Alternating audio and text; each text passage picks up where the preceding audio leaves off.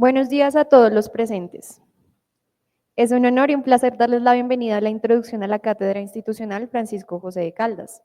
El Instituto de Estudios e Investigaciones Educativas IEIE busca generar y difundir conocimientos mediante la definición de programas y proyectos de investigación que trabajan en torno a la pregunta por la educación e interrogan los desarrollos investigativos de la pedagogía. Presta además servicios de asesoría y de consultoría a los diferentes actores relacionados con la educación, no solo en el Distrito Capital, también a la comunidad nacional en general, buscando en todo caso articular las funciones de la universidad con las problemáticas del entorno social. Mi nombre es María Fernanda y seré su acompañante en representación del Instituto de Estudios e Investigaciones Educativas durante esta jornada. En nombre del IEIE queremos expresar nuestro profundo agradecimiento por su asistencia y participación en este evento, en especial a nuestro conferencista del día de hoy, el profesor Braulio Ernesto Ruiz Leal. Profe, bienvenido. Desde el año 2009, la Cátedra Institucional Francisco José de Caldas es un espacio académico obligatorio complementario que permitirá la construcción de conocimiento a partir del desafío de acercarse a debates y discusiones inherentes a la función investigativa y formativa de la universidad.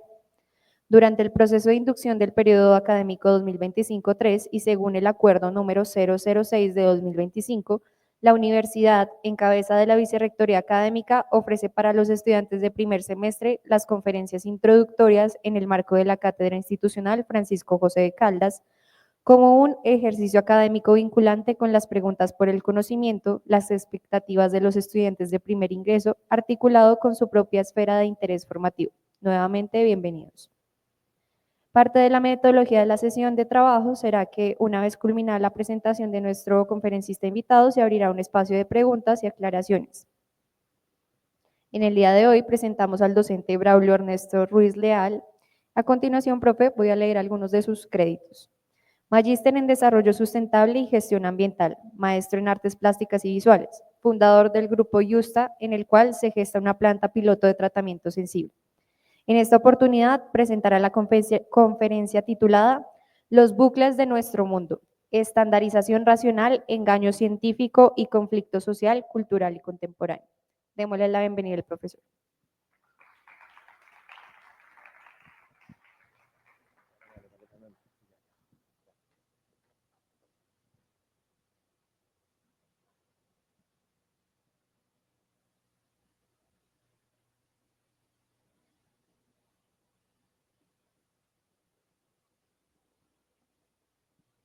Buenos días para todos.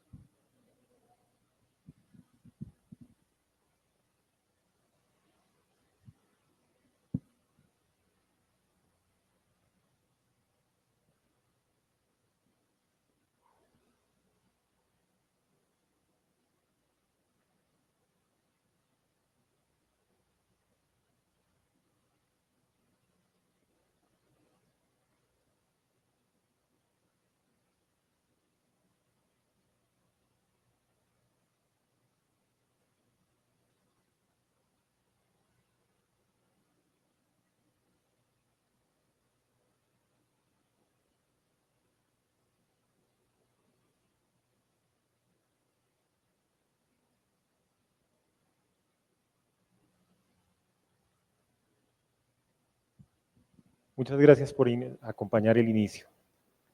Un trancón como el que probablemente estén pasando varios de nuestros compañeros es un bucle, estar atrapado en algo de lo que no podemos salir. Sobre eso vamos a reflexionar un poco en esta mañana y les agradezco porque este horario es conflictivo, cerca de mediodía cuando ya todos quieren salir a tomar algo, hay cansancio, puede ser, pero vamos a tratar de hacernos afectos para que se amañen un rato y podamos departir en esta inducción para ustedes. Muchas gracias por estar aquí. Esto que pasó hace un momento es un instante paradójico, es el silencio. El silencio tiene algo curioso porque cuando callamos ocurre un fenómeno para el lenguaje y es que no se dice nada, pero tampoco se está mintiendo, de modo que tiene un potencial.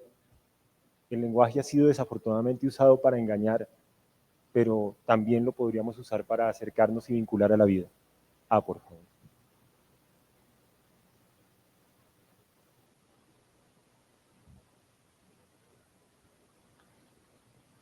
Este es Ludwig Wittgenstein, un investigador del lenguaje que desde el año 1923 viene planteando esto.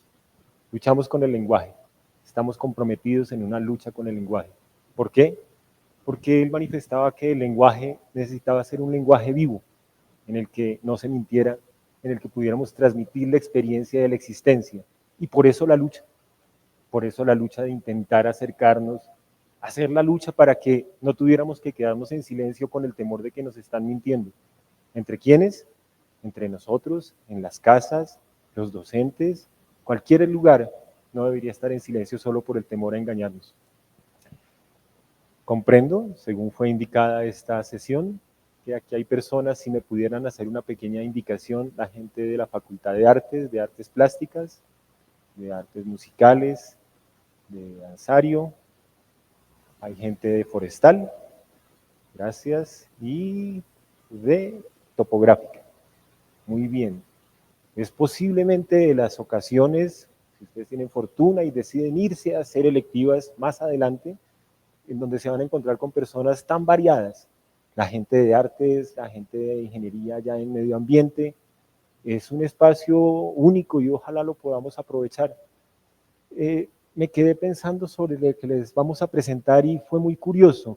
Hablo sobre la gente de la Facultad de Artes, que está entre mis caros afectos, como egresado de Artes Plásticas y conociendo esa casona de la Merced, pues claro que estoy vinculado con ese recuerdo sentido. Las formas de expresar, un poco más cerca. La Facultad de Artes intenta el acercamiento al mundo desde el sentir, desde la sensibilidad. Interesante. La gente de Forestal que está aquí, que vienen de la Facultad de Medio Ambiente, hay una etimología curiosa. El carriel, que ustedes conocen, acaba siendo nombrado o llamado así, según parece, porque habían algunos visitantes extranjeros, ingleses posiblemente, que veían al sujeto allá en esas tierras de la Gran Antioquia sacar de todo de ese lugar. Sacaban un lazo para amarrar el ternero y sacaban algo para beber y sacaban de todo. Y él acabó fijándose en eso y le decía, es que el carry all, él lleva todo ahí, que convertido se convirtió en carriel. Pensaba si para Forestal ocurría lo mismo. Se encontrarían con alguien que venía con esos conocimientos de explorar los bosques y fue lo forestal, él era el que se ocupaba de todo lo del bosque. Y la pregunta, ¿será que el forestal se alcanza a preguntar por el espíritu del bosque? ¿Por los hados del bosque, que eran los de los pueblos primitivos?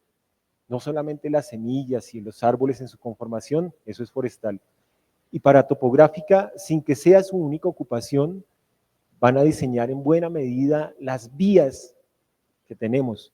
Eso es muy interesante y está dentro de lo importante, pero ¿y las vías que nos traen hacia nosotros mismos y las vías hacia el interior nuestro?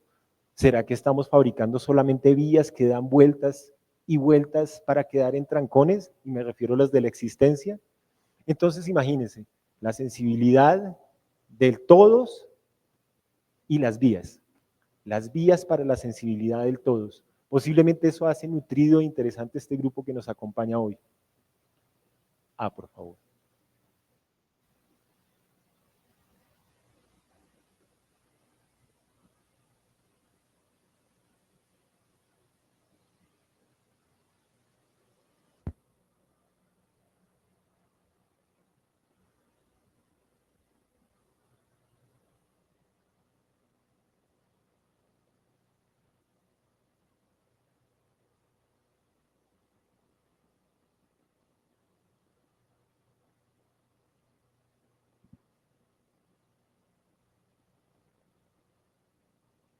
Bueno, por eso estamos aquí convocados alrededor de los buclés de nuestro mundo. Estandarización racional, engaño científico y conflicto sociocultural contemporáneo. Un buclé, ese eterno retorno de las situaciones sustentado en ¿qué? En conocimientos parciales, conocimientos. Vamos a hablar de esas tres cosas, no en ese orden y no aisladas, porque si hay un profesor de lo inter y lo multidisciplinar y lo transdisciplinar son los problemas. Los problemas no aparecen como objetos que usted puede mover y retirarlo, no.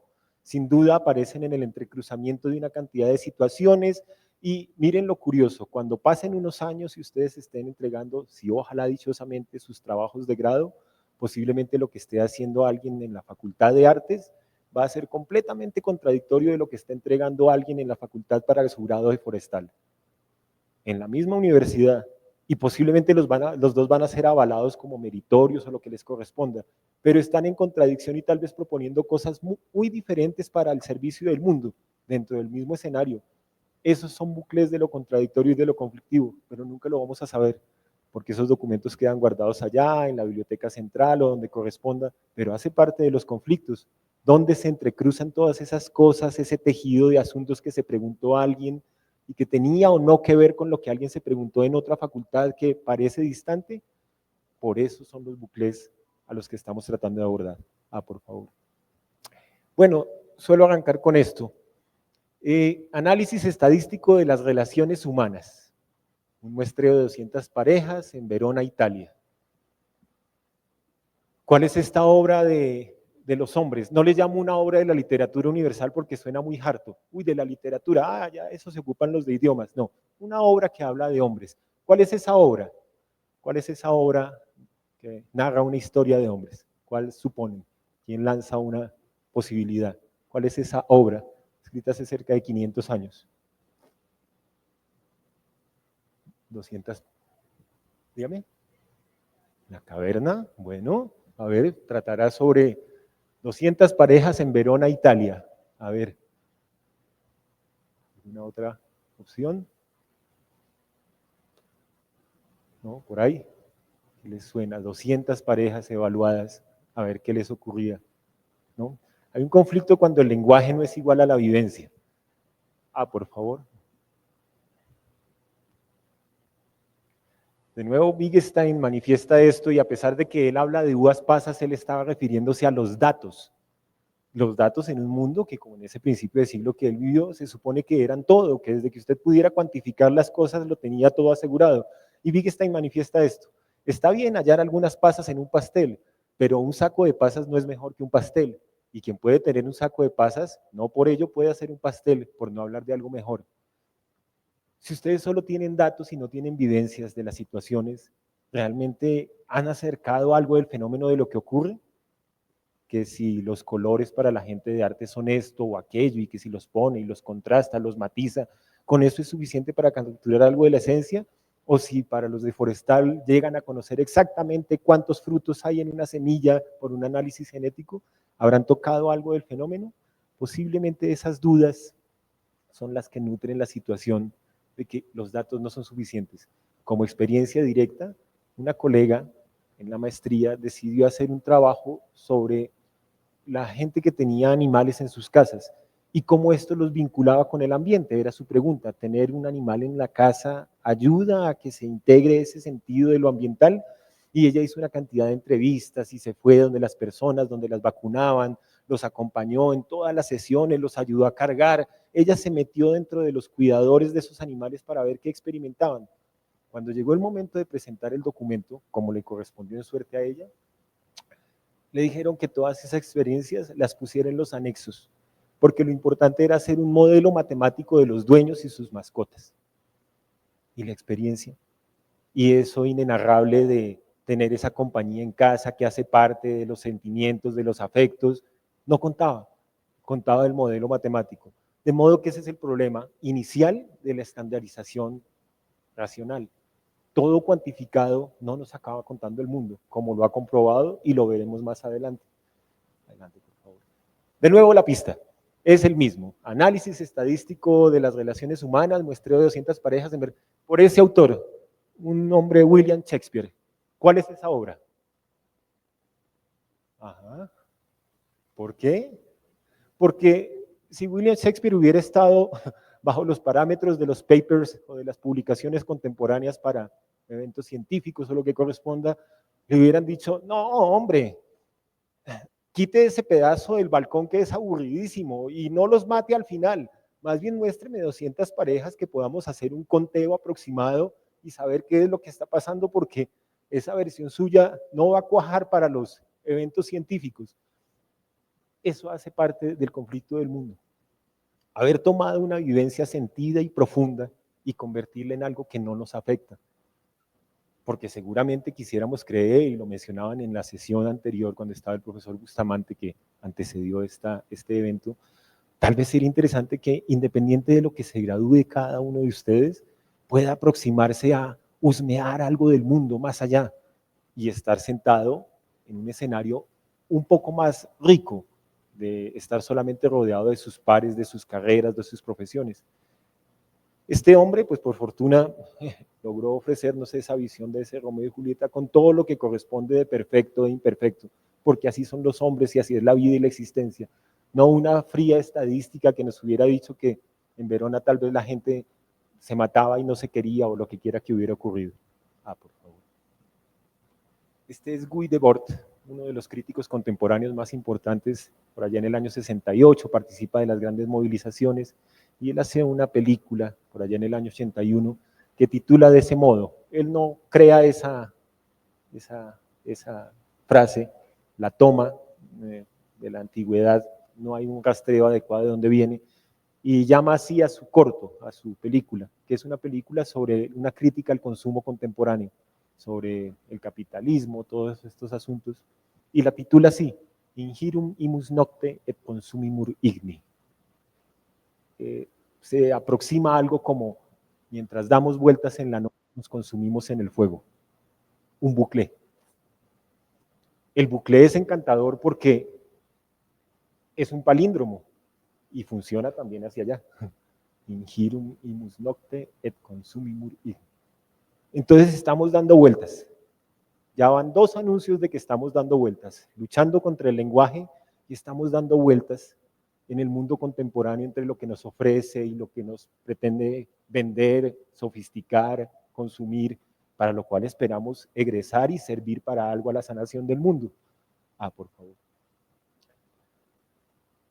Cuando Saint-Exupéry, el autor del Principito, era un piloto durante la Segunda Guerra, que posteriormente él se pierde, en uno de los recorridos del Principito, que es de los libros más caros para mí, de mis sentimientos, lo conservo, él llega a este fragmento. Es el del borracho, tal vez lo recuerden algunos.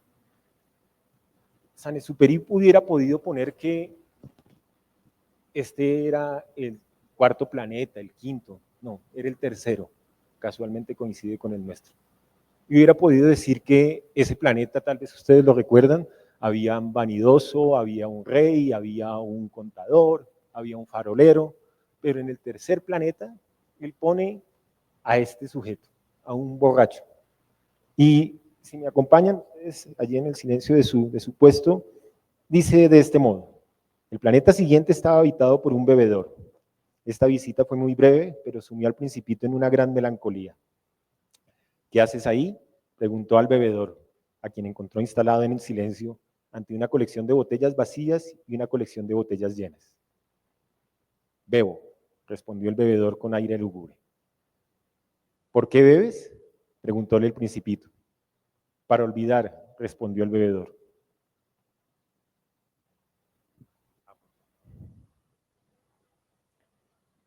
¿Para olvidar qué?, inquirió el Principito, el que ya le compadecía. Para olvidar que tengo vergüenza, confesó el bebedor bajando la cabeza. ¿Y vergüenza de qué?, indagó el Principito, que deseaba socorrerle. Socorrerle, tal vez salvarlo, ayudarlo, sanarlo. Vergüenza de beber, terminó el bebedor, que encerró definitivamente en el silencio, y el Principito se alejó perplejo. Las personas mayores son decididamente muy, pero muy extrañas, se decía a sí mismo durante el viaje. Otro bucle.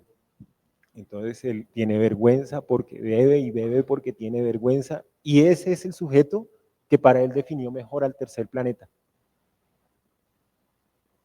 Algo está ocurriendo porque estamos atrapados entre trancones, ya no solo del tránsito, ¿sí?, trancones de la existencia. Por favor. También de esta Segunda Guerra, pasó hace poco, entre el 6 y el 9 de agosto, recuerdan ustedes, se hicieron las conmemoraciones por los 80 años de la bomba en Hiroshima y Nagasaki. En todo el mundo se trató de manifestar el conflicto, de que desaparezcan las armas nucleares por el peligro que implican, pero vi los rostros de las ceremonias y de las celebraciones y estaban los alcaldes de las respectivas ciudades, estaban los sobrevivientes, pero es una queja que se hizo vieja, ¿saben? Ya llevan 80 años quejándose sobre eso y lo cierto es que el mundo empezó con 2 bombas, 3 tal vez, la de prueba en Nuevo México. Hoy son 12.000. Es una queja que se hizo vieja y solo ha sofisticado y ha progresado. Este hombre que ven ahí es una especie de antihéroe. Él es Claude Etterly. ¿Y quién era él? Lo pongo muy pequeñito acá. Él era el piloto de reconocimiento sobre Hiroshima, avergonzado de participar en el lanzamiento de bombas sobre la ciudad. Él es el que hizo el vuelo previo para indicar que ya se podía lanzar la bomba. Etterly regresa a Estados Unidos y se le ofrecen las ceremonias para condecorarlo, porque hace parte de todo el equipo que participó en la gran hazaña nuclear. Etterly rechaza asistir a las ceremonias, rechaza las medallas y dice, es que soy un asesino. ¿Por qué me van a colgar una medalla? Y ante eso, Etterly es encerrado en una institución psiquiátrica de la Fuerza Aérea Norteamericana. Allí Etterly transcurre varios años, sale en varias ocasiones y empieza a hacer algo curioso. Se mete en un banco, lo asalta y el dinero lo envía a asociaciones en Japón para personas que quedaron desfavorecidas después de la... No lo tomaba para él. O hacía cheques falsos o sin fondos y se hacía detener. Él tenía la necesidad de que lo castigaran por lo que hizo, pero lo castigaran en un país en el que le decían que él era un héroe. Etterly escribe unas cartas con un filósofo que se llama Gunther Anders. Se escriben unas cartas y en una de ellas Etterly, convencido de lo terrible que ocurrió en Hiroshima y Nagasaki, manifiesta esto sobre el mundo. Si podemos volvernos tan inmensamente culpables, actuando como piezas de una máquina, la máquina del mundo contemporáneo, entonces debemos negarnos a seguir siendo piezas de esa máquina. Etterly y el bucle en el que estamos atrapados, Saint-Exupéry, el borracho, Wittgenstein y el lenguaje, Debord y el Ingerum Nocte, parece que el bucle se manifiesta de muchas maneras. Por favor. Arranquemos. Este es un bucle de los mundos posibles, de la industria y la ciencia sofisticada que aparece ahí como engaño científico, que es como mi persona lo manifiesta. Chrysalis, la audaz propuesta para colonizar otros mundos. Un enorme cilindro avanza silenciosamente por el cosmos y dentro de generaciones completas nacen y mueren, nacen y mueren sin conocer la Tierra, mientras sus descendientes serán quienes finalmente vean amanecer en un mundo alienígena, creo que en 4 siglos según esté establecido. Este pedazo es curioso y morboso. Generaciones completas nacen y mueren sin conocer la Tierra. El de Chrysalis, no, generaciones completas acá, nacen sin llegar a conocer la Tierra. Eso ya ocurre acá, no necesitan lanzar a nadie al espacio para que eso ocurra. Ya está pasando. Pero ¿saben cuánto tiene esto de fondo de financiación? Esa ciencia que está produciendo esto para decirnos tranquilos, cuando todo aquí está arruinado, usted puede irse. Nos están resolviendo las cosas a costa de terminar con la vida. Por favor. Inundados de plásticos, su producción sin freno a la vista. Para 2050 se supone que va a haber más plástico que nunca. Pero curiosamente, otro instituto científico, Biodiversarium, Ciencia para proteger los océanos, la misma ciencia, es la misma ciencia, con el mismo grado de niveles doctorales, postdoctorales, personas ocupadas en producir plástico y en otro lado, en supuestamente limpiarlos. 2 nombres. Giulio Natta es un químico italiano. Obtiene el premio Nobel porque logró realizar unos procesos para la polimerización para que el plástico no se degradara tan rápido, para que el plástico en su entonces, 60 y tantos, 68, no se degradara tan rápido. Y obtuvo el premio Nobel por hacer que el plástico no se descompusiera. Imagínense, acabamos premiando a quien agravó el conflicto de esa manera. Ese es Julio Nata. Y tenemos al hombre que acaba, Charles Midgley, poniendo sustancias de fluorocarbono en las neveras y plomo en el combustible. Él era un ingeniero mecánico al que le dijeron, oiga, los motores se recalientan, ¿qué hacemos? Y él dijo, pongámosle plomo, adicionémosle plomo a la gasolina. Y eso causó la gran contaminación a la que nos enfrentamos. Y para el caso de los refrigeradores, poner sustancias de fluorocarbono fue lo que causó la crisis de la capa de ozono. Pero en su momento todo se silenció, porque él hacía parte del establecimiento científico que está muy bien rentado y muy bien amparado. Por favor. Guy Debord de nuevo, cuando él manifiesta ese bucle que vimos hace rato, dice, bien, entonces no comprendo, el mismo que está causando el problema produciendo una cosa, es el mismo que me cobra después por limpiármela, plásticos, residuos, el aire, el agua, usted mismo creó el problema. He escuchado a personas en el territorio decirle a los campesinos que son tontos o estúpidos porque usan agentes químicos en los cultivos, pero no he escuchado a nadie decirle eso de los que crearon el producto, de los que crearon ese producto que no se va a degradar en 400 años. A ellos nunca he escuchado que les interpelen de esa manera. Por eso entonces la supuesta lucha contra la contaminación en su vertiente estatal y reglamentaria va a crear ante todo nuevas especializaciones, servicios ministeriales, puestos de trabajo y ascensos burocráticos. Su eficacia será exactamente la que a tales medios corresponde. Tal vez la gente de medio ambiente, pero no está mal que lo sepan también la gente de la Facultad de Artes. Las oficinas de la CAR en Bogotá quedaban ahí en la 34 con séptima, eran unas oficinas pequeñas, chiquitas, un edificio pequeño, bajo.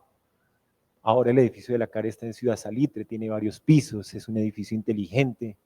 Mi pregunta, ¿por qué el edificio es tan sofisticado, lleno de gente, expertos, profesionales de todos los tipos, pero el problema ambiental está cada vez peor? ¿Por qué la institución está cada vez mejor y el ambiente está más degradado? Algo debe estar ocurriendo. Por favor. Es una paradoja de lo sencillo. Los semáforos bien puede ser que no se respeten. Lo he visto de todas las formas, ¿sí? Difícilmente. Pero se siguen promulgando leyes de todo tipo. No hemos logrado pasar de esto, que se parece al silencio con el que iniciamos. El semáforo está en silencio. Solo espera que hiciéramos lo que se pide en ese acuerdo, que nos detengamos, que esperemos y que sigamos. Pero ni siquiera eso lo hemos logrado hacer. Pero tenemos volúmenes enteros de leyes pretendiendo que ocurra algo. Tengo serias dudas, porque el semáforo es como la prueba fundamental de las sociedades. En donde ni siquiera eso ocurre, no esperen que ningún otro tomo de leyes ocurra. Eso puede ser un anuncio de lo que necesitamos entre nosotros. Volver a lo sencillo. Cuando esto ocurra, esto tiene algún sentido. Las leyes elaboradas, los volúmenes que quiera. Aquí empiezan las sociedades y las culturas. Por favor. Esta es una declaración de Sam Altman, que ustedes saben pues, que maneja todo el asunto de la inteligencia artificial, y él dice recientemente que su primera versión 3 fue como hablar con un estudiante de preparatoria, la versión 4 como hablar con un estudiante universitario, y 5 es como hablar con un doctor. Eso ya usted tiene un par dialógico. La UNAM presenta esa estructura y donde dice, usted tiene el método científico y para que sus datos puedan ser comprobables, datos como los de Verona y Romeo y Julieta, para crear ciencia real. Y pues para que evite caer bajo sesgos y tener una ciencia patológica. Pues es curioso porque usted tiene unos datos sesgados a una interacción con alguien que no toca el mundo. ¿Qué puede ocurrir de ahí? Asesorado por algo que no tiene sensaciones. Le decía a algún amigo alguna vez, ¿han visto cuando entrevistan a la persona que es experta en aguaceros en Bosa y en Soacha? Él siempre contesta la llamada desde, creo que desde Rosales, donde él vive. Él no vive en medio de donde están los aguaceros y las congestiones. Él vive al otro extremo en donde nunca es tocado. un sistema como estos nunca es tocado por la vida, pero es al que se le piden las recomendaciones para crear esa ciencia que la UNAM espera ocurra. Adelante, por favor. Este es uno de los elementos y hace parte de este escenario donde nos encontramos.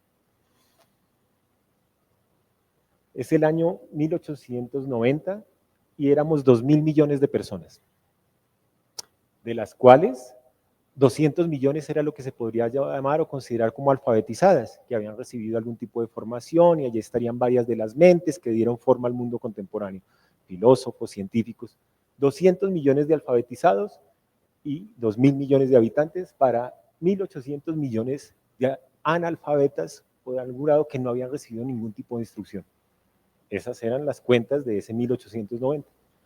Para 2020 la situación ahora es esta. Ahora somos 8.000 millones con 800 millones de analfabetas. Es lo que se estima que hay en regiones de África, de Asia, de América Latina, con 7.200 millones de alfabetizados en todos los grados.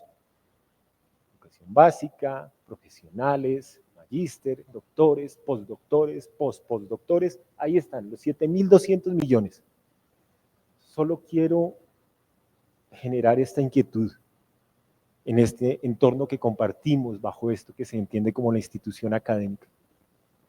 ¿Por qué el mundo de los 1.800 millones de analfabetas que no tenían datos, que no tenían cifras, que no tenían visiones de crisalis para viajar 4 siglos a otro planeta?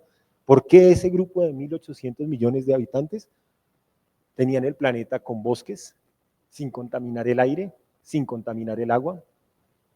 Ellos eran los analfabetas.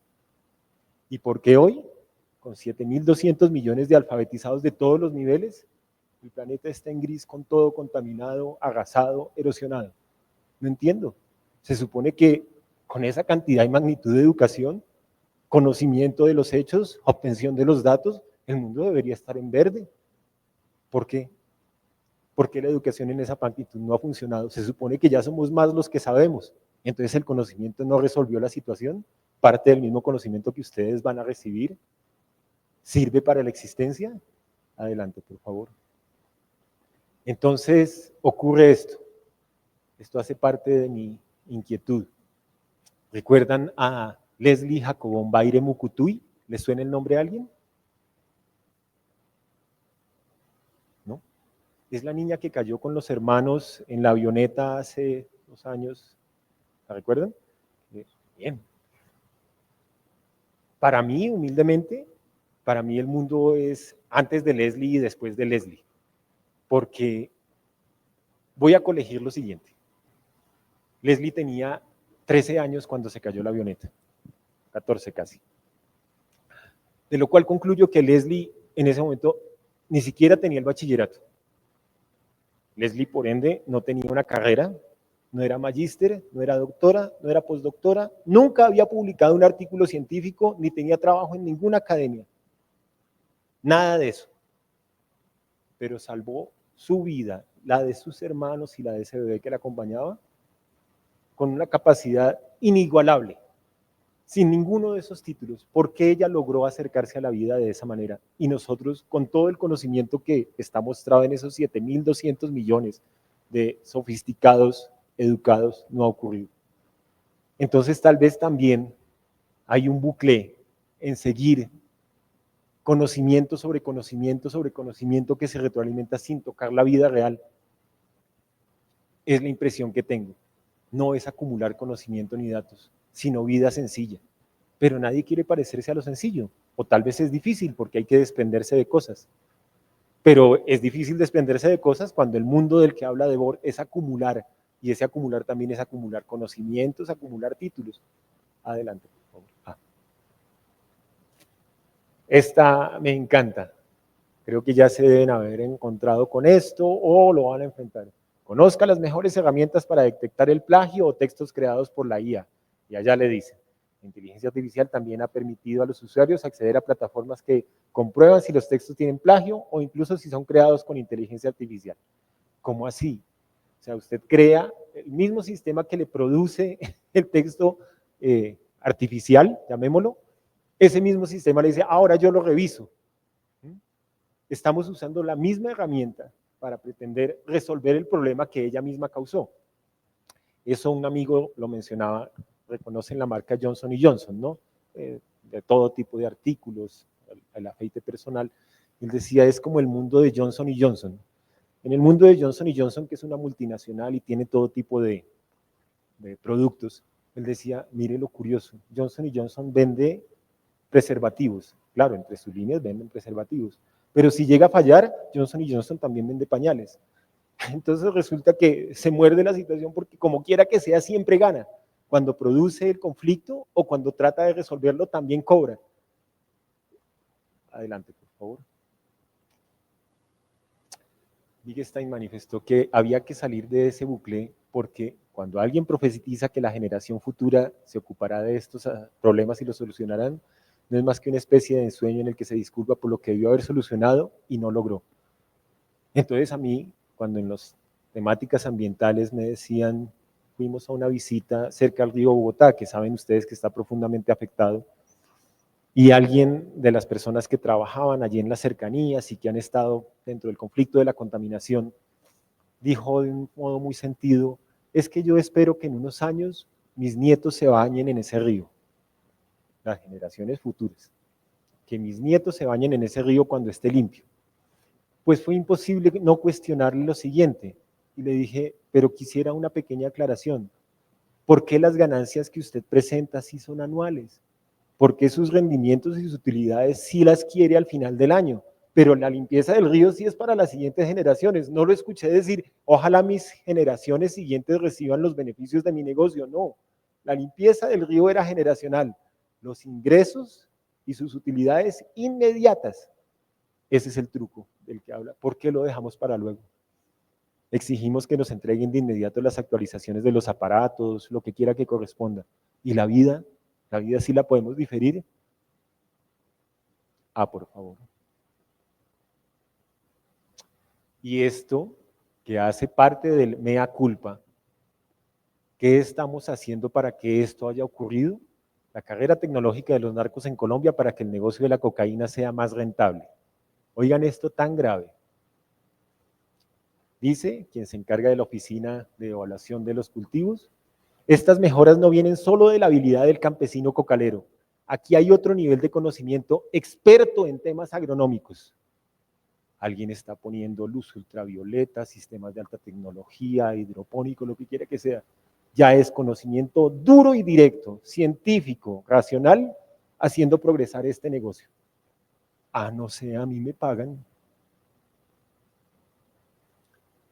Y es lamentable mencionarlo, pero el espectro puede ser amplio. No sé, a mí me pagan por poner algo que se vea bien en esa sala para esa persona en esa galería. No sé, a mí esa petrolera me paga para que haga la proyección de por dónde tiene que pasar el oleoducto y la selva se va, no sé, a mí me pagan. O lo mismo para hacer una vía, o lo mismo si alguien pertenece a artes escénicas o danzarias o lo que quiera que... No sé, ese material que se va a producir, esa obra degrada la cultura, pero no sé, a mí me pagan. No sé, a ese experto que está haciendo que eso progrese, alguien le paga. Y eso hace parte de la crisis de la situación, porque de nuevo, el mismo conocimiento que causa los problemas dice estarlo solucionando. Adelante, por favor. Ted Kaczynski es conocido el año antepasado, murió. Él puso una serie de bombas en Estados Unidos opuesto a la tecnología. Hizo algo que se llamaba la sociedad industrial y su futuro, era una especie de manifiesto.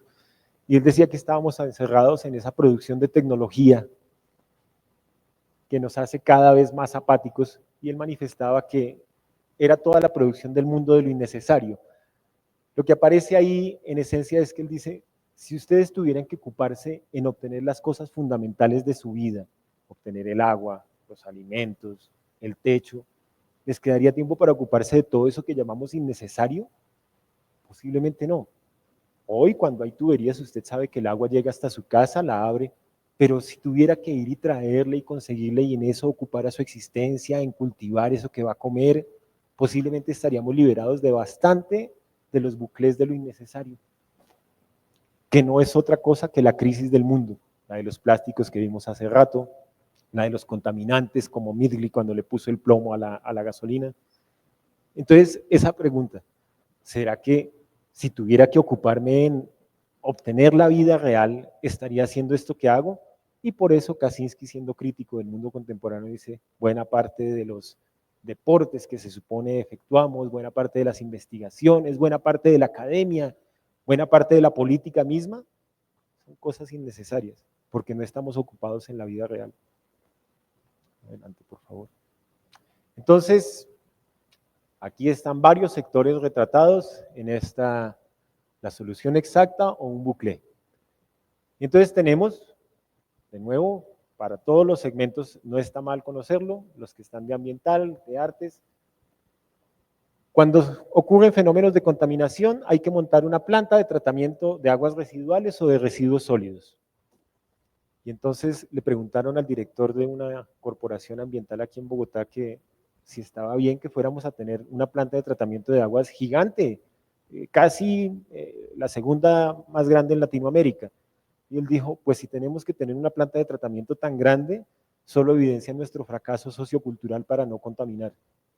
Porque el siguiente logro sería tener la planta de tratamiento más grande de Latinoamérica, lo cual solo implicaba que estábamos contaminando más, con un agravante. Sus padres o ustedes mismos les han dado o han sabido de alguien que le amplíen alguna vez el crédito en su banco. Entonces le dicen, señor, su cupo ha sido ampliado. ¿Conocen a alguien a quien le otorguen un crédito y coge ese dinero y lo ahorre? Suena raro, ¿no? Si usted le amplían el crédito, usted lo que hace es que va y lo gasta. Una planta de tratamiento funciona exactamente igual. Usted estaba contaminando esta cantidad, yo pongo esta planta de tratamiento y la persona no dice, caramba, esa planta de tratamiento se está ocupando de limpiar esos residuos, vamos a detenernos. No, como eso ya la limpia, ahora puedo contaminar más porque eso ya se está ocupando. Es un bucle en el que usted siempre difiere la acción que deberíamos tomar en esa tecnología. Tecnología 1. 2. Hay problemas de obesidad en varios países, para Estados Unidos, lo que corresponda, y Ozempic es el medicamento inyectable que hace la magia. Tranquilo, usted se aplica eso y termina el problema.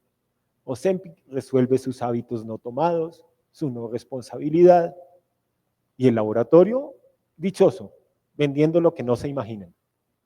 Caso 3, la llamada medicamento o descubrimiento del año pasado, el lenacapavir, un inhibidor del VIH que genera en esencia que no se pueda replicar más el virus. Perfecto. De nuevo, no hay ninguna asunción en las personas. Usted tiene obesidad, aplíquese esto. ¿Quiere estar a salvo del VIH? Aplíquese esto. ¿El planeta le pareció insuficiente? Vámonos en crisálide. Yo le resuelvo todo con sistemas exactos. Le monto plantas de tratamiento, le pongo que se aplique, le pongo donde vaya. Todo generando un bucle en el que no se asume nada de la responsabilidad. Por favor. Y no se asume porque seguimos confiando en que lo mismo que causa el problema lo va a resolver. Estos dos funcionarios, Jürgen Hoff y Christian Meyer, los directores de la BASF y de Bayer. ¿Algún grado, algún nivel académico se imaginan ustedes que le haya escrito? La Facultad de Ambiente, de lo que quiera que corresponda. Oiga, hay un mundo contaminado por sus productos. ¿Creen que ha habido una carta hacia ellos diciéndole por qué seguimos contaminando lo que limpiamos? ¿O estamos dañando con lo que rentamos? No ha habido esa carta. Unos y otros producen y rentan y posiblemente sí, también la academia renta a su manera. Hago investigaciones, está la contaminación, pero el que sigue fabricando contaminación la sigue produciendo. Pero seguimos confiando en que eso lo va a resolver. Por favor. Es un bucle y llegamos a este punto. Hay bucles grandes, hay bucles pequeños, bucles de la ciencia, bucles de la política, bucles en el mundo artístico, en lo ambiental, en mi casa. Claro, uno mismo. Ustedes están haciendo una inducción y para uno siempre es una inducción, como la hice. Había un bucle en mi casa, por lo que ocurría, por las violencias que tuvimos. Y tuve que hacer un esfuerzo para encontrar cómo salirme del bucle y no repetir eso mismo. Así, en pequeño.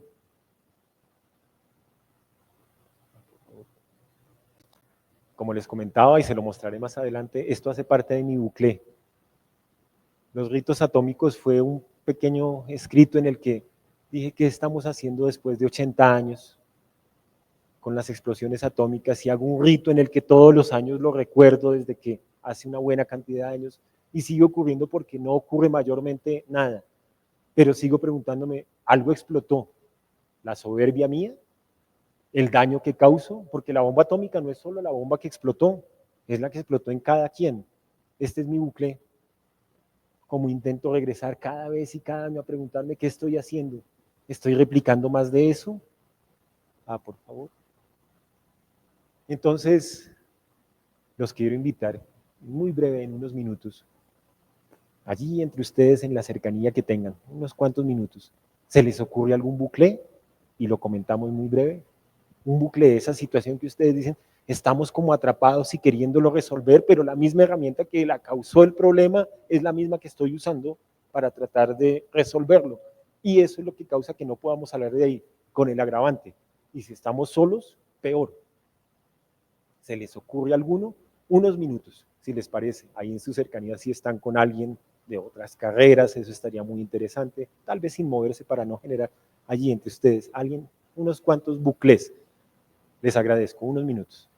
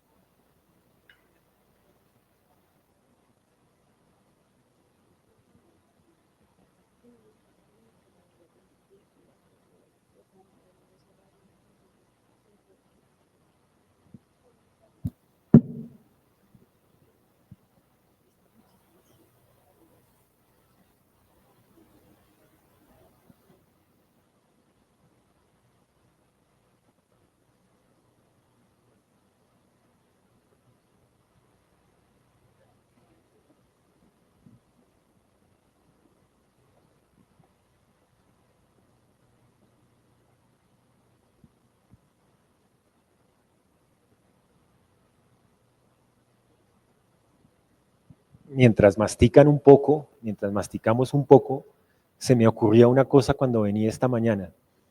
Saben que hay una amplia difusión de requerimientos, digamos, profesionales. Que la gente tenga habilidades blandas, que la gente, para poderlo seleccionar, Y se me ocurría que dentro de la cátedra Francisco José de Caldas y lo que implica la identidad de pertenecer a esta alma mater, a esta academia, seguramente si ustedes lo exploran y la gente en la Javeriana, en la Sabana, lo que quiera que sea, dirán, oiga, usted está preparado para tal cosa y es lo que presenta. Los Andes creo que dice uniandinos, más allá del deber. Esa gente es de los de más allá del deber, ellos hacen más de lo que se les... Bueno, y seguramente los jesuitas en la Javeriana tendrán otros eslogan, lo que corresponda. Se nos ocurría que dentro de las habilidades posibles de alguien, muy interesante que alguien pudiera sentarse en una entrevista, en un escenario, y dijeran, oye, la gente que viene de la distrital, ¿qué es tan característico? Pues se nos ocurrió en una pequeña conversación que lograr detectar bucles es algo no poco despreciable. Alguien que logra detectar bucles, logra detectar cuando se están repitiendo procedimientos que causan más problemas, que logra detectar cuando se están destinando recursos a cosas que no valía la pena porque están causando más enrollar la situación. De modo que lograr detectar bucles es muy útil para como profesional, pero como lo digo y lo reitero con humildad, pero también para nosotros. en nuestras casas, en nuestras relaciones, con lo que se entienda como su pareja, lo que quiera que sea, porque esta es la inducción a la universidad, pero también a una buena parte de la vida y la gente que van a conocer. De modo que lograr detectar bucles y no quedar como los compañeros que mencionamos atrás en un trancón de la existencia, no es poco, es una gran habilidad. Bueno, si les parece entonces, muy breve, a ver, les parece 4, pactémoslo en 4. 4 bucles, que les parezca. ¿Alguien quiere contarnos alguno? Arranquemos uno acá. Gracias. Hola, buenos días. Para mí, uno de los bucles en los que nos estamos enfrentando nosotros como generación enfrentada a la tecnología es la búsqueda de una identidad y la desconexión que tenemos con nuestras propias comunidades al no haber terceros espacios o seguridad externa o en sí mismo comunidades ciertas, y se nos vendió en la idea de la tecnología y las redes sociales esta, estas falsas comunidades creadas por el algoritmo. Entonces nos autoencerramos en la creencia de nuestra identidad sin realmente tener la experiencia y la capacidad del vivir frente a otros seres humanos y crear asimismo una estética o una identidad.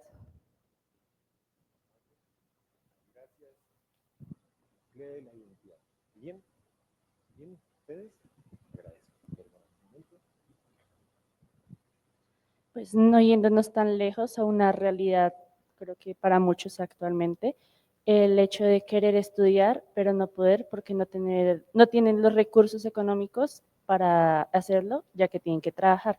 Pero si ellos quieren trabajar, no tienen el tiempo para estudiar, pero para estudiar necesitan el recurso económico. Entonces entran en un bucle de no poder hacer nada.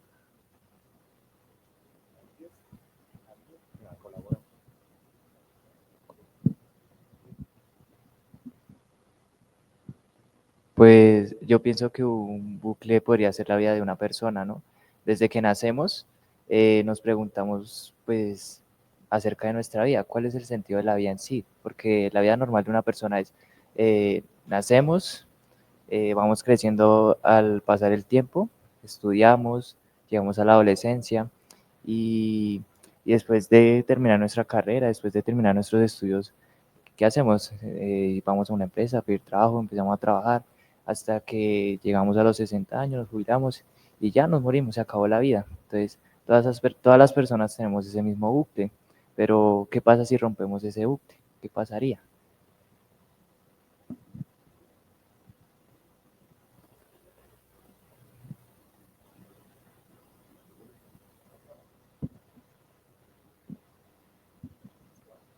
Hola, pues la verdad yo lo he pensado y siento que un bucle que estamos actualmente siempre repitiendo es nuestra búsqueda a la satisfacción material. Y es porque siempre nosotros queremos las cosas nuevas y esto hace que el bucle de no querer contaminar, querer ayudar al medio ambiente no esté funcionando porque siempre estamos buscando algo nuevo, un nuevo iPhone, un nuevo teléfono, un nuevo audífono, nuevas cosas, nuevos juguetes, lo que sea, siempre están sacando. Digamos que el Stanley era una botella para no estar usando botellas plásticas siempre, pero lo usaron ahora como un accesorio y ahora o sea, lo más increíble que, o sea, ¿cómo lo puedo decir? Lo hacen en masa ahora, entonces en vez de ayudar, está perjudicando más. Entonces nuestra búsqueda por las cosas nuevas, por esa satisfacción instantánea, nos está llevando también a destruirnos.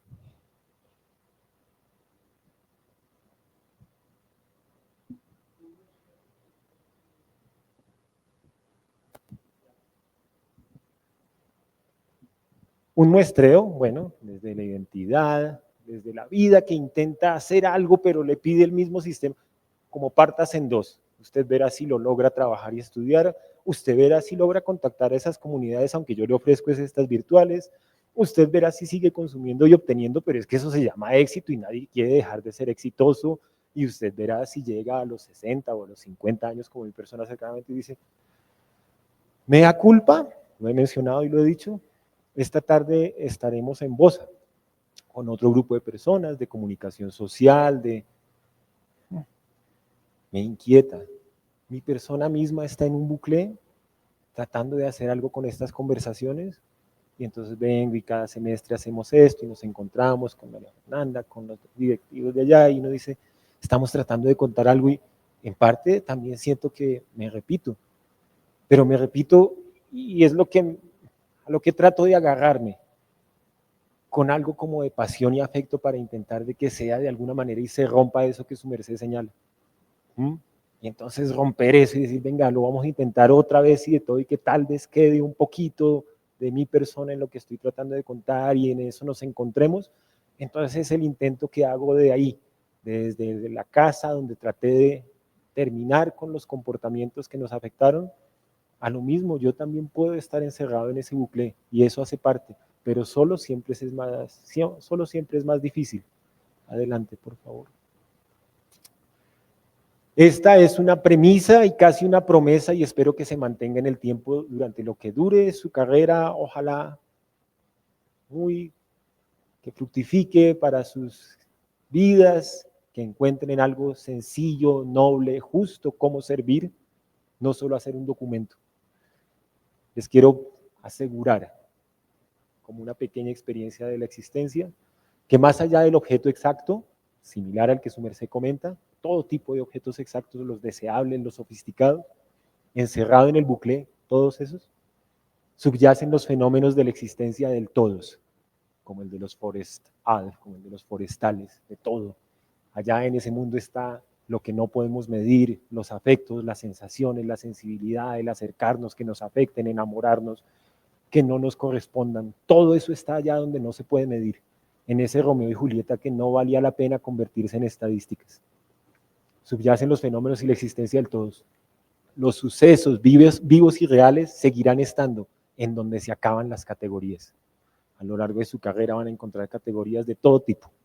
Los movimientos artísticos, los que hicieron las vanguardias, para los forestales, los que empezaron apenas con las investigaciones y ahora con tecnologías para hacer semillas que producen lo que quiera que sea, para los de topográfica, siempre van a encontrar el universo de las categorías, el imperio de las categorías, pero nadie quiere por categorías, nadie ama a otra persona por categorías, nadie le pide una lista de, dígame exactamente por qué usted está aquí con, ni lo quisiera, seguramente. Donde se acaban las categorías, sigue la vida pura y real. Es casi la premisa y la promesa que les puedo ofrecer que así es. Hay que esforzarse por no dejar perder esa vida. He visto mucha gente cercana de mi edad, pares, que ya la intentan recuperar, pero la gracia era no perder esa juventud con la que ustedes arrancan. Adelante, por favor. Ese texto de los ritos atómicos que es mi bucle, les comparto unos pequeños fragmentos. Lo encuentran ahí. Y dije para mi propio interior de esta manera. En Hiroshima y Nagasaki, tras 4 días y lo eterno, la muerte y el daño volvieron con más y mejor muerte y daño. Esto lo refiero porque la bomba sobre Hiroshima fue de uranio. 4 días después, la que cayó sobre Nagasaki era de plutonio, más destructiva. El bucle regresó y peor. Y por eso manifiesto, la vigilia exacta, los científicos que esperaron esos 4 días, la vigilia de los científicos racionales fue luminosa, pues pudieron repetir y replicar el daño y ser honrados exitosamente como triunfadores. Es mi curiosidad, ¿alguno de ellos rechazó o el premio Nobel o algo de lo que ocurrió por las muertes que causaron? 120,000 vidas en menos de un segundo. Hasta el momento, ninguna de las tecnologías existentes me muestra que puedan producir 120,000 vidas al instante en un segundo. Si lo lograra, pues sería alarmante, pero por lo menos diría, si ve, usted logró exterminar esas en un segundo, ya las puedo producir en un segundo. Ese es el abismo de lo que encontramos. Adelante, por favor. Por eso en mi humilde santoral, en mi íntimo ritual del 6 al 9 de agosto en los ritos atómicos, asumo remembrar e interpelarme sobre cómo explota la soberbia en nosotros, mi bucle, el de mí mismo. ¿Cuánto daño he causado? ¿Por qué triunfamos en lo espurio e innecesario? ¿Qué nos motiva a negar la vida con tal de declarar el poder y el control? ¿Cómo cuidamos a la vida? ¿Cómo cuidamos a la vida para todo ese espectro tremendo y poderoso que está aquí? Desde las artes y lo sensible, desde el forest y todo el mundo y todo lo que habita el bosque, desde las vías para llegar aquí adentro y encontrarnos a cada uno y no perderse en estos años de su formación. Las vías para el sentimiento del todos. ¿Cómo servimos a esa vida? Adelante, por favor. La radiación nuclear quemó y destruyó vidas reales. Esa es la radiación nuclear. Pero la radiación racional, la que convierte todo en números, en cifras, en modelos, quemó a los expertos por dentro y los dejó como unos yo apáticos, cuantificadores de sus potencias en kilotones y megatones. Para ellos no eran vidas, era una bomba efectiva porque podía arrasar más y mejor. Al resto de los hombres los intoxicó desde entonces la radiación racional, haciéndoles creer que si esa violencia sofisticada traía poder, control, respeto, temor, debía ser buena y deseada. No, pues no puede estar mal, es muy rentable. Hablaba con mi hijo, que está en la edad escolar, 15 años, y le decía, entonces para la Feria de la Ciencia del colegio, plantea que vas a hacer un arma. Dirías que vas a usar física, química, cálculo, y que cuando termine y haya creado el arma, todo el mundo se la quiere comprar y le va a dar trabajo y es muy rentable. El único inconveniente es que va a matar gente, pero eso no importa, habrá usado todas las ciencias y con toda la proficiencia. Y por otro lado, bajo el sofisma de usar energías limpias y de convertir todo, eso no transforma las situaciones porque tengo un vecino que tiene una motocicleta de gasolina, es irresponsable, se pasa los semáforos, posiblemente no es un buen sujeto. ¿Creen que algo cambie o cambió cuando cambió su motocicleta de combustible a una eléctrica? El cambio de fuentes de energía no modifica nada. Usted podría coger Indumil que queda en Soacha y fabricar armas y poner en el techo de Indumil paneles solares y tendría lo más morboso del mundo, armas fabricadas con energía limpia. ¡Qué maravilla! Son armas verdes. Usted ahora fabrica armas con energía limpia para matar gente. Ese es el sofisma, ese es el peligro. Miles de muertos en vida, los de Hiroshima y Nagasaki, no diremos que caminaron, se arrastraron con la piel, sus espíritus y el alma desprendida, desgarrada luego de las explosiones. Los cuerpos que habitaban la vida habían sido golpeados, mancillados por lo exacto tóxico, y eso mismo dictaminó e impuso el modelo contemporáneo del daño, la renta a costa de la muerte profunda de la vida. El salar para obtener litio, como es litio lo que se necesita, Bolivia tiene que venderlo. Así como África fue devastada en su momento cuando se la repartieron entre los alemanes, los franceses, lo que quiera que sea, es susceptible de ser convertido en negocio y puede ser depredado porque es rentable, porque la rentabilidad es cuantificable racionalmente. Alguien me decía, pero ¿por qué esa acusación sobre lo racional? Si antes eso es algo de irracionales, no sé. Ustedes pueden haberlo escuchado. Cuando ocurrió el robo de Reficar, que Reficar, la planta de crudo que hay en la costa, acabó costando 4 veces más de lo que valía. ¿De verdad ese fue un robo irracional? No fue una puesta de acuerdo entre contadores, economistas, abogados, todo lo que... No veo nada de irracional, no veo nada de una ardilla recogiendo nueces en el camino en un actuar tan estructurado como eso. Fue una acción delictiva puramente racional. Por el contrario, los titulares donde suelen especificar que los delitos son irracionales, no lo creo así. El delito es puramente racional, organizado para que funcione. Adelante, por favor. Finalmente, hoy, luego de 80 años y unos cuantos que conmemoro, miles de millones de personas vagan por un desierto exacto, plagado de sofisticaciones racionales científicas que irradian cada vez más apatía en el yo soy, imponiendo en todo tipo de actividades, desde los alimentos que comemos hasta los cuerpos, todo tipo de adicciones y dependencias tóxicas innecesarias. Oigan esto, pero me encanta que lo hayan mencionado y que queramos que eso tenga un giro y se rompa el bucle.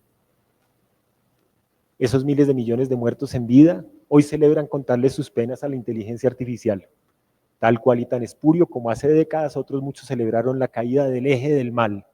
Al final de la Segunda Guerra, Italia, Alemania habían sido derrotado el eje del mal. Otro bucle. El mal no terminó entre los hombres, solo cambió de propietario.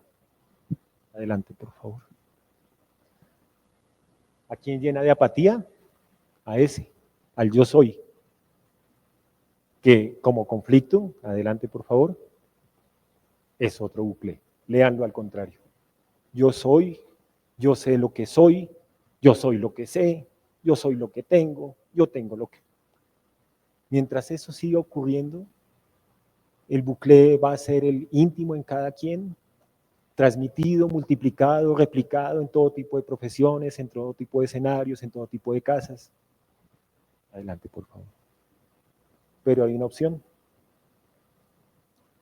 Cuando sanas, que felizmente también es un palíndromo y es un bucle, cuando sanas afuera, sana también aquí adentro. Rompe ese bucle, lo desborda, encuentra los modos, las maneras. Una vida fresca como la de ustedes siempre encuentra la manera. Habrán bucles de las casas, habrán bucles en situaciones de la academia, en los trabajos que les ofrezcan. El bucle siempre es posible salvarlo, sin estar solos, acompañándonos, sanas. Hablar de sanación dentro de la academia, no, yo vengo a obtener datos, pero sin eso no hay vida. Y el bucle contemporáneo del que iniciamos hablando nos prueba que la situación requiere con urgencia que tratemos de no vivir esas vidas de esa manera casi replicadas, como en el trancón en el que se quedaron varios de los compañeros. En este código, a quienes les interese y si les ha parecido, van a encontrar completo el texto de los ritos atómicos, de todos estos años preguntándome por qué seguimos preguntando qué es lo que ocurre, qué es lo que pasa, cómo hago algo, cómo supero la soberbia de mi propio bucle, cómo tratamos de ayudar a una ruta para que esto funcionara de otra manera, para que sirviera a la existencia justa, noble y bella. Pues esto ha sido los bucles de nuestro mundo, les agradezco que tengan una ruta satisfactoria, noble, como quisiera en sus carreras, en todas ellas, que se sigan encontrando, que se sigan mezclando, que no les digan que estos son los libros de una carrera y no los de otra, todo, que puedan mezclar.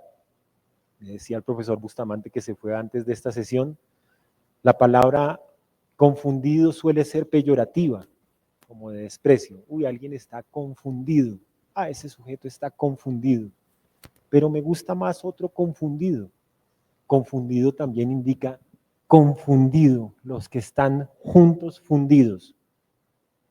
También necesitamos estar confundidos, que no haya diferencia entre tal cual carrera, tal cual conocimiento. Estos son los bucles del mundo, cómo intentamos hacer algo con ellos. Muchas gracias, mucho progreso y justicia en su existencia. Gracias.